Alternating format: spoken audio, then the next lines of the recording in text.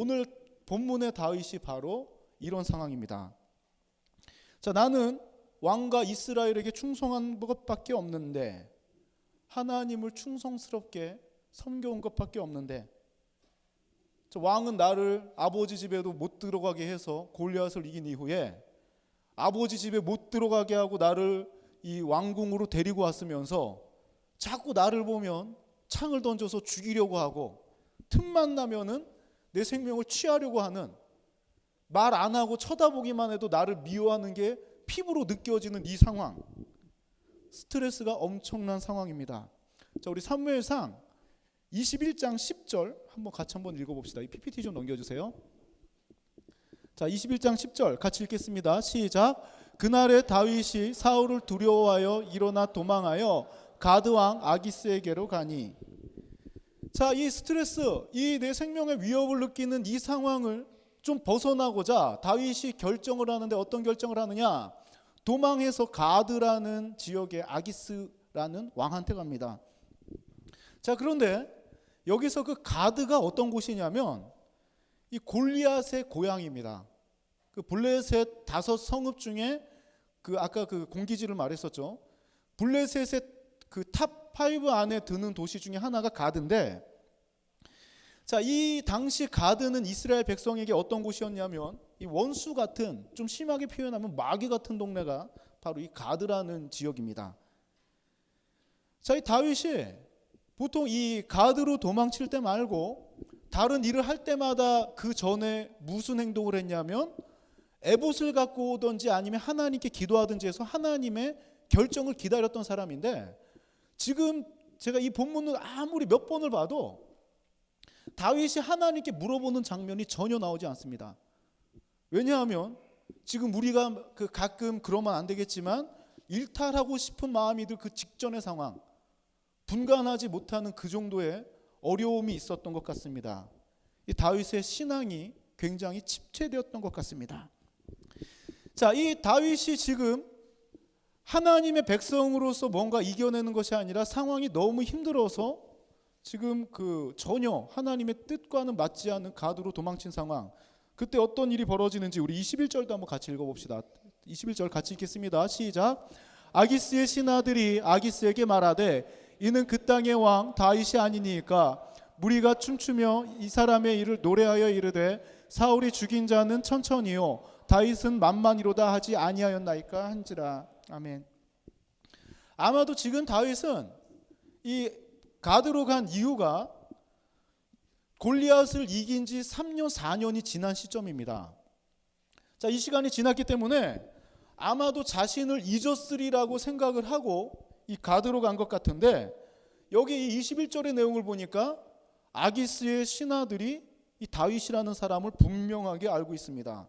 아무리 감추고 티를 안 내려고 하더라도 우리는 성정이 다른 사람, 즉 세상 사람들처럼 사는 사람들이 아니라 이제까지 하나님의 은혜 가운데 살아왔던 사람들이 있기 때문에 하나님의 자녀들이 세상으로 가면 티가 나게 되어 있습니다. 자, 이 다윗은 이 하나님의 백성인데도 불구하고 지금 이방 백성에게로 가 있는 상황, 티를 안 내려고 했지만 그 이방 민족 사이에는 다윗을 분명하게 기억하고 있는 상황입니다.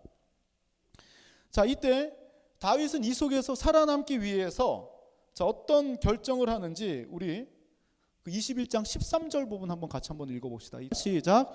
그들 앞에서 그의 행동이 변하여 미친 체하고 대문짝에 그적거리며 침을 수염에 흘리며. 아멘. 자, 이때 다윗의 마음이 어떠했을까? 물론 굉장히 지혜로운 순간적으로 하나님께서 주시는 지혜로 이렇게 했겠지만, 이 넘버 2까지는 아니라도 사울 옆에 있었던 왕궁에서 살았던 사람 아닙니까? 그런데 지금 살기 위해서 뭐 하고 있습니까? 미친 척 할 수밖에 없는 상황. 자, 이방왕, 저주받은 이방왕한테 내가 미치광이가 부족해서 이런 미치광이를 내 곁으로 들였느냐고 그런 수모를 겪는 이런 상황. 살기 위해서 미칠 수밖에 없는 상황. 자, 이 상황을 우리는 다들 좋게 생각하는데 한번 잘 생각해 보십시오. 여기를 우리 삶하고 한번 오버랩 해보면 이 존귀한 주의 백성들이 하나님의 품 안에서 살면은 이런 모습으로 살아가지 않습니다. 아름다운 모습을 하나님을 찬양하고 적어도 다른 거 다 떠나도 물론 세상적인 기준으로 보면 안 되겠지만 세상적인 기준들, 도덕적인 기준, 윤리적인 기준들, 자, 이런 멘탈적인 이런 부분들은 세상 사람들보다 우월한 그런 존재로 세상과 비교하더라도 그렇습니다.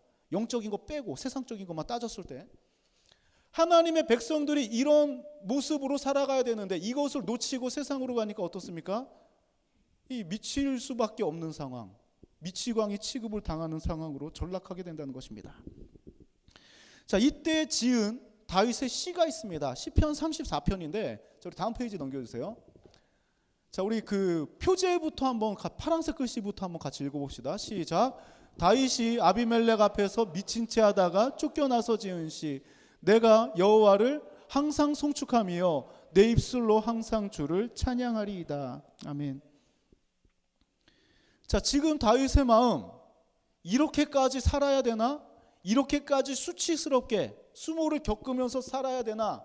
굉장히 마음이 답답한 상황일 텐데도 불구하고 지금 어떻게 신앙의 고백을 하냐면 내가 여호와를 항상 송축하며, 여기서 나오는 이 송축하다라는 말은 바라크인데 이 바라크는 이 예배드리는 행위를 바라크라고 합니다.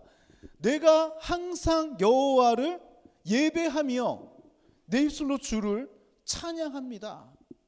내 상황이 어떠하든지 간에 사울이 나를 죽일지라도 내가 지금 이 아비멜렉 앞에서 이 수모를 겪을지라도 나는 항상 하나님을 예배하고 하나님을 찬양할 수 있음은, 다음 페이지 넘겨주십시오. 같이 한번 읽어봅시다. 시작. 내가 여호와께 간구하매 내게 응답하시고 내 모든 두려움에서 나를 건지셨도다. 아멘. 자신의 존재가 드러나서 죽을 수밖에 없는 상황에서 다윗이 어떤 마음으로 하냐면 항상 하나님을 예배하고 항상 찬양할 수 있음은 내가 이런 수치를 겪더라도 내가 하나님 앞에 간구하면 하나님께서 응답하시고 내 지금 이 두려운 상황에서 하나님은 나를 구원하시기 때문에, 이게 또 반복 루프가 되죠. 그렇기 때문에 나는 항상 예배할 수 있고 찬양할 수 있고, 이 찬양과 예배의 생활이 온전하다 보니까 내가 이런 어려움 속에서 간구할 때 하나님께서 들으시고 응답하시고 건져주신다는 것입니다. 내가 감당할 수 없는 현실, 이 현실로 인해서 우리는 가끔 잘못된 결정을 할 수도 있습니다. 때로는 이러한 결정 때문에 인생의 그 위기가 찾아올 수도 있습니다.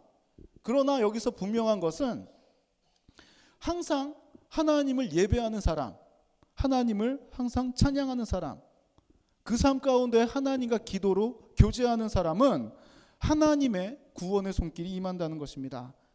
내가 기도할 때마다 하나님께서는 들으시고 응답하시고 구원하시기 때문에 나는 항상 하나님을 예배하고 찬양할 수 있다는 것입니다. 자, 아까 이 설교 중에 하나님의 백성은 어디를 가나 티가 난다고 했습니다.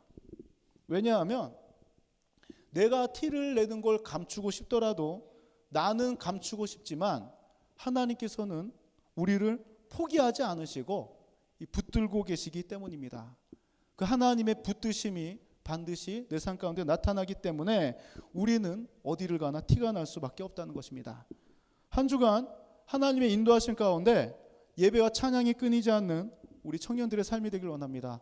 또한 이 삶의 위기에 있어서 우리가 기도가 나오지 않을지라도 그때마다 이 하나님, 우리가 찾을 분이 누가 있습니까? 이 하나님께 부르짖는 것밖에 방법이 없죠.